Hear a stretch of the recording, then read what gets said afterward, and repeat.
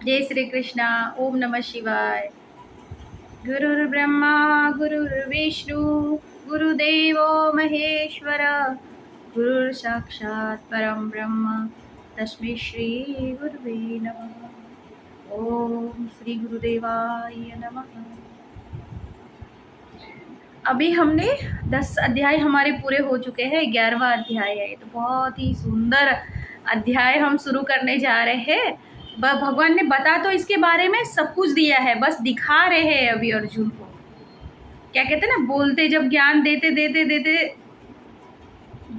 उस स्थिति पर नहीं पहुंच जाते तो भगवान फिर अपना स्वयं का रूप दिखाते कि क्या है, देख समझ, ज्ञान को कैसे अनुभव में आना।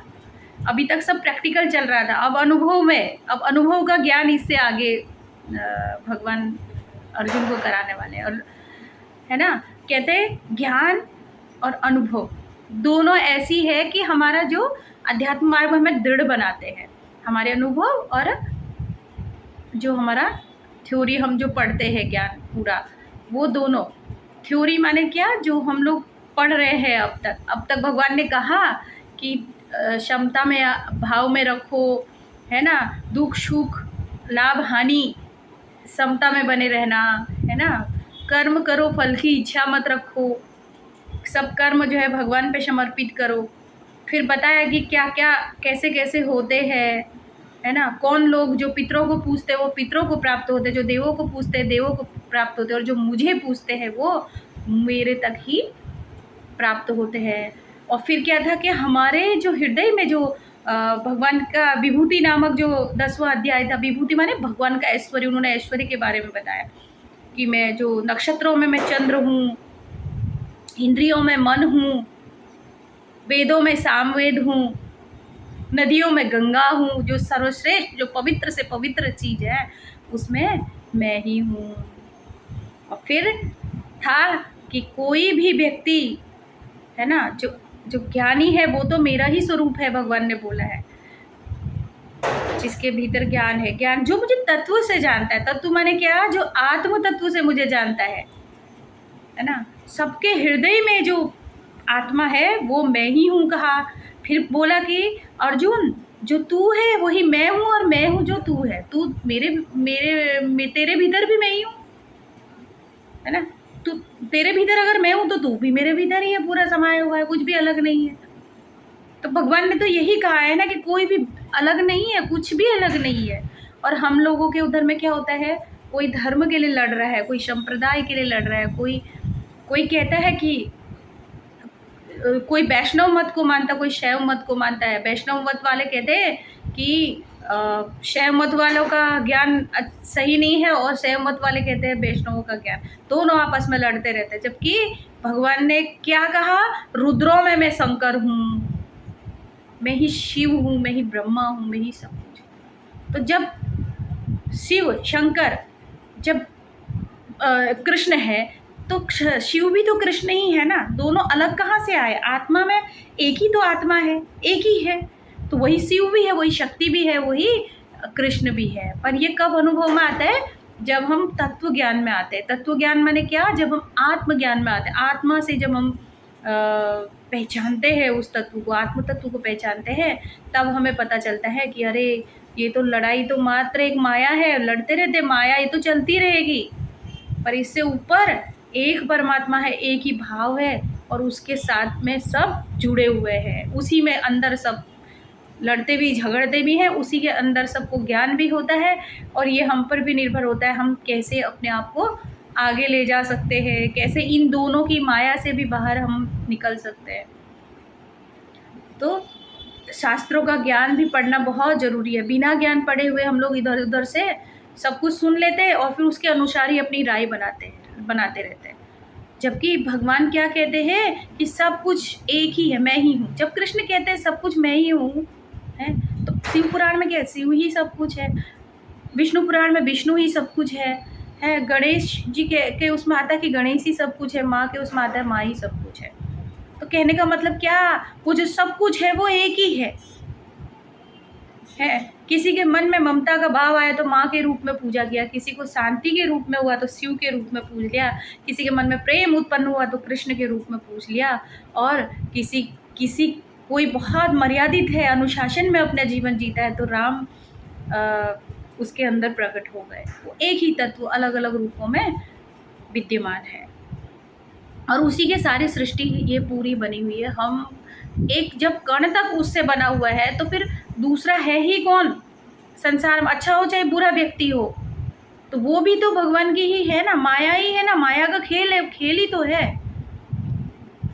तो आज जो है 11वां अध्याय बहुत ही सुंदर है। अभी तक भगवान ने कहा कि मैं इन सब में हूँ, तुझ में भी हूँ और मुझ में। अब देखने की बारी है। अभी तक तो उन्होंने बताया है, सिर्फ मुंह से बोला।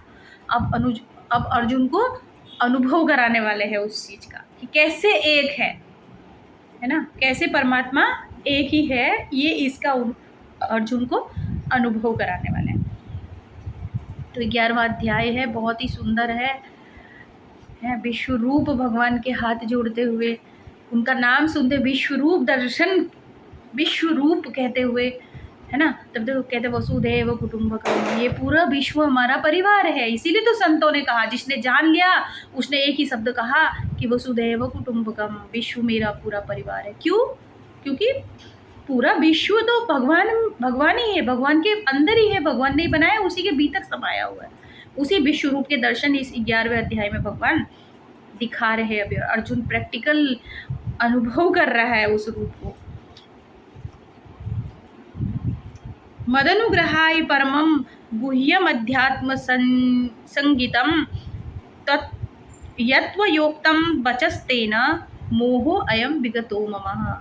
अर्जुन कह रहे हैं ना कि क्या कह रहे हैं, मुझ पर अनुग्रह करने के लिए आपने जो परम गोपनीय आध्यात्मिक विषयक वचन अर्थात उपदेश कहा, उससे मेरा यह अज्ञान नष्ट हो गया है ना। तो क्या होता है, गुरु जब ज्ञान देते हैं, गुरु ही रूप है ना, भगवान कृष्ण गुरु रूप है, गुरु के रूप में ही अवतार लिया है ना उन्होंने, है तो ज्ञान ही तो दिया, अपने पूरे जीवन उन्होंने ज्ञान दिया। गोपियों को उन्होंने ज्ञान, भगवान का दर्शन करा, ज्ञान दिया। उद्धव को उन्होंने ज्ञान दिया। जो भक्त है वो ज्ञानी भी है ही ना, जिसके अंदर भक्ति उत्पन्न हो जाएगी वो ज्ञान से कभी अछूता रह ही नहीं सकता। क्यों? ज्ञान माने क्या? जो पता चल जाए कि सत्य क्या है, वही तो ज्ञान है। गोपियों को पता चल गया कृष्ण ही सत्य है, भले ही उन्होंने ज्ञान की बड़ी किताबें नहीं पढ़ी, लेकिन उनको अनुभव आ गया। तो ज्ञान से ही तो अनुभव आया ना, ज्ञान माने पता चल जाना। तो जीवन में जहाँ भी कृष्ण जाते थे वहाँ सबका उद्धार ही करके रहते थे ना। तो तब कह रहे कि आपके गोपनीय आध्यात्मिक जो वचन आपने मुझसे बोले, उपदेश कहा, उससे मेरा ज्ञान नष्ट हो गया है।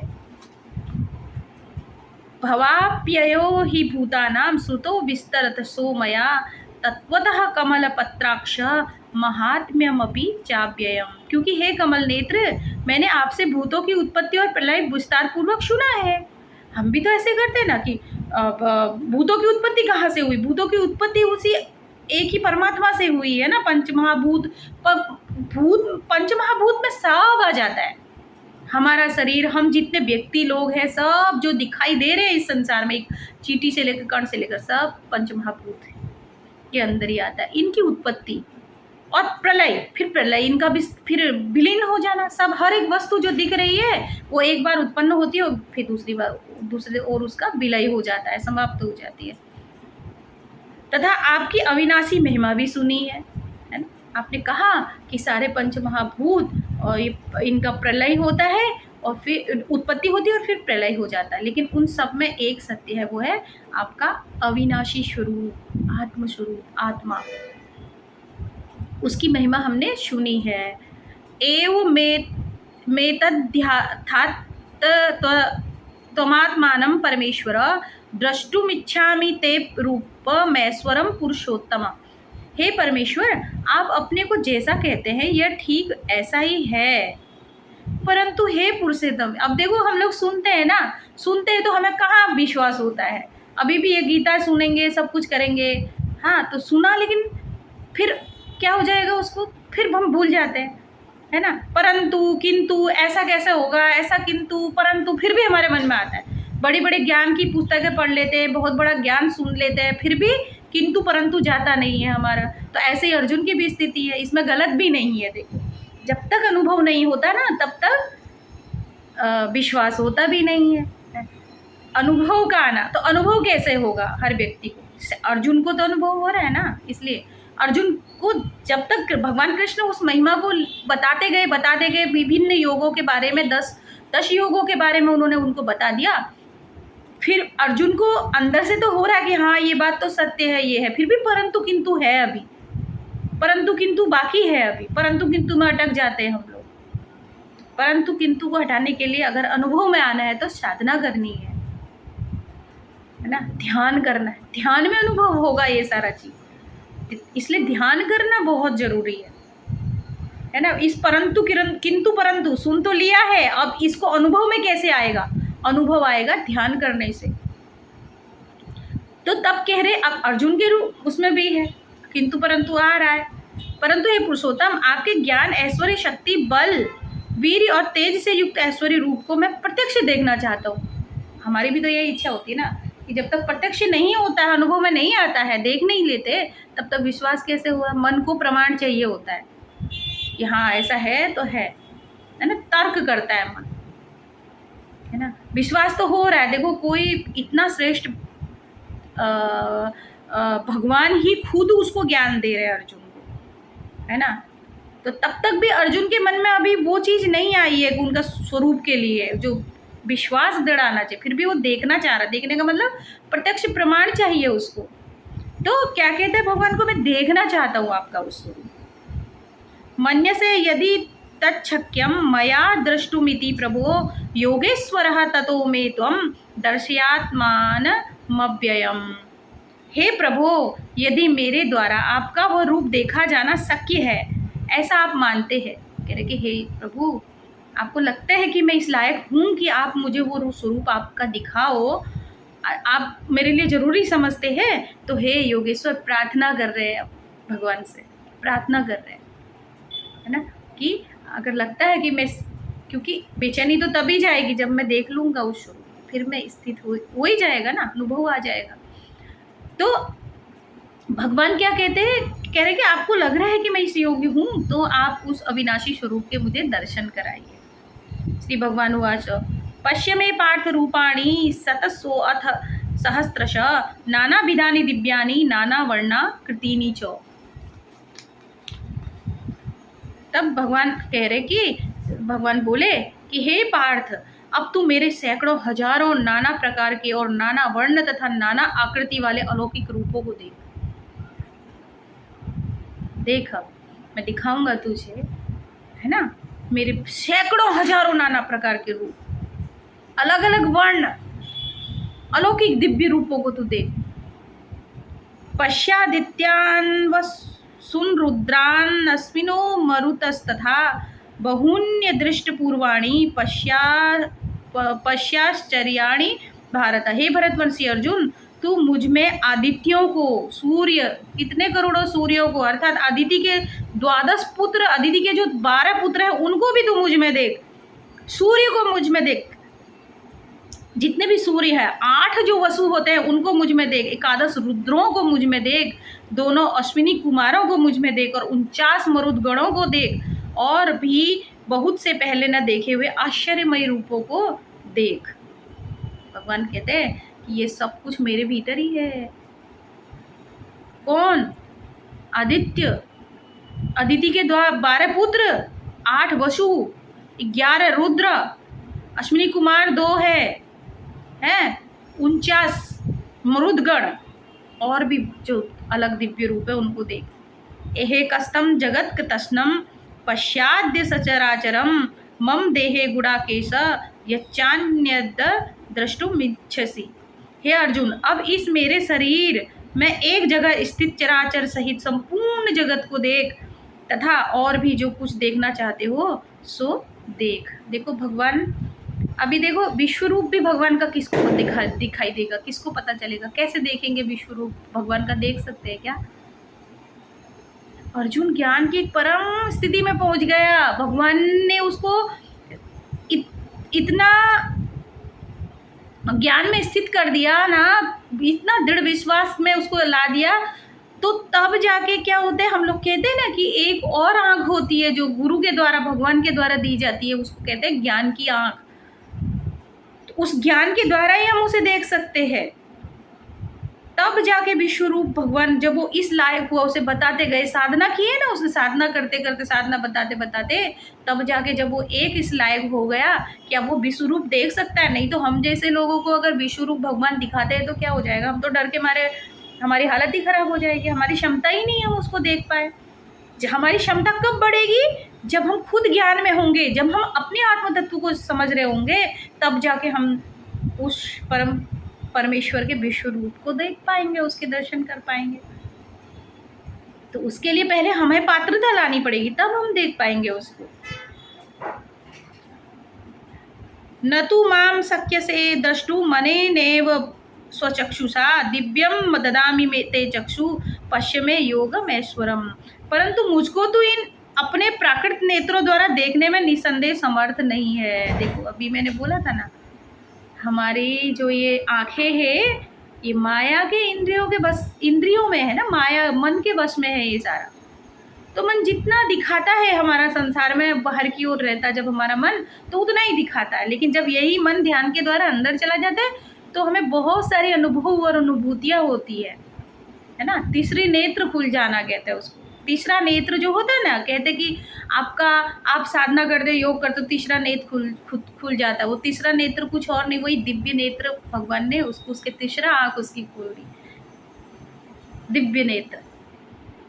वो दिव्य नेत्र के द्वारा ही भगवान को देखा जा सकता है। और वो दिव्य नेत्र किसका खुलेगा, जो साधना करता है, जो ज्ञान में ऊपर उठता है, ज्ञान में अज्ञान से ज्ञान की ओर बढ़ता है, जो साधना की ओर बढ़ता है, उच्चता की ओर बढ़ता है, उसकी ही वो आँख खुलती है ज्ञान की।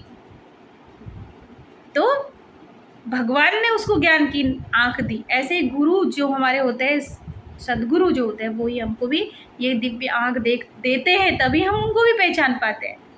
बिना दिव्य आँख के खुले हुए, बिना ज्ञान के, बिना आत्म तत्व को जाने हुए हम किसी को भी जान नहीं सकते। हम उसको बस ऐसे ही शरीर रूप में देखते रहते हैं।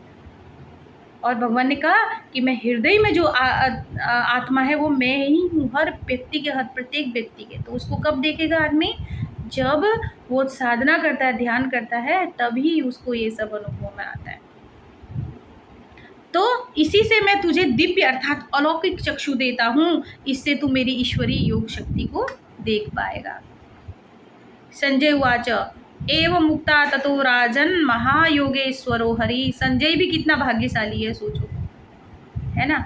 जब इसको ही कहते हैं अज्ञान, किसको कहते हैं पता है, अज्ञान जो लायक नहीं है ना। कौन, जब व्यास जी धृतराष्ट्र के पास आए उनको दिव्य नेत्र देने के लिए युद्ध मैदान में, तो उन्होंने मना कर दिया, उन्होंने संजय को देने के लिए बोला। अब देखो संजय कितना भाग्यशाली है कि वो दिव्य नेत्रों से स्वयं भगवान के दर्शन कर रहा है। और धृतराष्ट्र क्या, अज्ञानता में, मोह में, अंधकार में, पुत्रों की मोह में इस कदर पड़ा था, न्याय अन्याय का कुछ उनको था ही नहीं कि मैं क्या कर रहा हूँ, उनके अधीन माया, मेरे पुत्रों का। तो इसलिए देखो भगवान के दर्शन भी नहीं कर पाए। इसको कहते हैं अज्ञानता। और ज्ञान देखो कितना भाग्य, किसका, संजय का कितना भाग्य उज्जवल था कि देखो उसको दिव्य शक्ति मिल गई, और उसके भी किसी जन्मों के कर्मों का पुण्य होगा जो उसको दिव्य दृष्टि से उसने भगवान के विश्व रूप के दर्शन किए। संजय उवाच एवं मुक्ता ततो राजन महायोगेश्वरो हरि दर्शयामास पार्थाय परम रूपम ऐश्वरम। संजय बोले, हे राजन, महायोगेश्वर और सब पापों के नाश करने वाले भगवान के ने इस प्रकार कहकर उसके पश्चात अर्जुन को परम ऐश्वर्य युक्त दिव्य स्वरूप दिखलाया। खुद भी देख रहे, बता रहे, वर्णन कर रहे, है ना। कितना अहो भाग्य, महाभाग्य संजय का है। देखो वो अर्जुन को तो भगवान ने दिव्य दृष्टि दी, तो देख रहा है संजय के पास दृष्टि। गुरु व्यास भी गुरु थे ना, वो भी, उन्होंने उनको दिव्य दृष्टि दी, और वो भी भगवान के दर्शन कर पा रहे हैं। विश्व रूप के दर्शन और किसने किए, किसी ने नहीं किए, या तो संजय ने किए या फिर अर्जुन ने किए।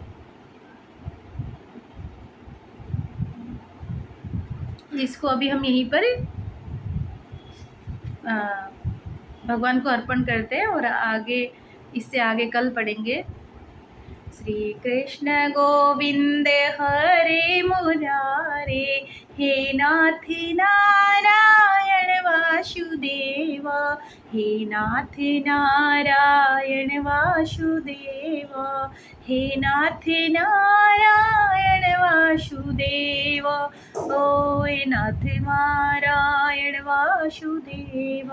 जय श्री कृष्ण, जी बोलो जय जय श्री कृष्ण, जय जय श्री कृष्ण बोलो, जय जय श्री कृष्ण, जय जय श्री कृष्ण बोलो, जय जय श्री कृष्ण, जय श्री कृष्ण।